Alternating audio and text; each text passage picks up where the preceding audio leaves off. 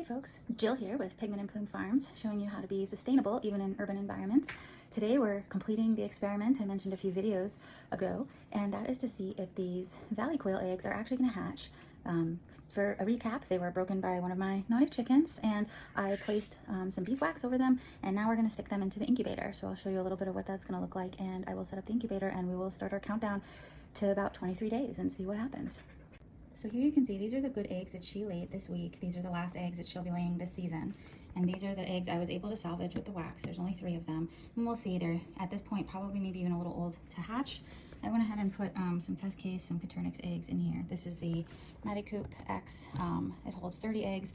These little inserts in here are from, again, K2 Customs does specialty things just for quail eggs, and so you can get them in there.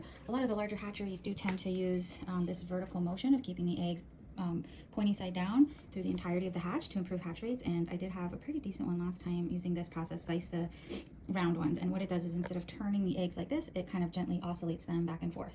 So I think the coolest thing about this is all the chicks that did hatch were very easily able to pop out and do the zip on the egg, and it was a lot easier for them. So I think that's part of the benefit of this setup here. Okay, just so everyone is aware, the last thing I will make sure is very clear to folks, I always put something else in here that's going to give me temperature and humidity. At a minimum, the humidity, part of the reason for that is we don't want the eggs to drown. It is quite humid today, so this is a little more humid than I would like for starting a hatch.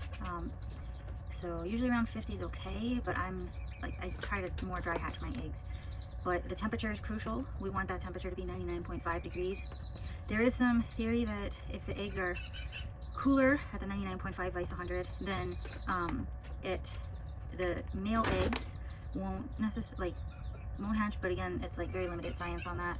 And I've had males and females hatch just fine, but you need to make sure that you're validating what it says on here with something else, because I've noticed this is, look, that says 70% and this is saying around 50. So as you can see, that's quite a difference. So you want to make sure you have something that's really telling you the difference there. Okay, well, that's my soapbox, and we'll see what happens with these guys in 23 days.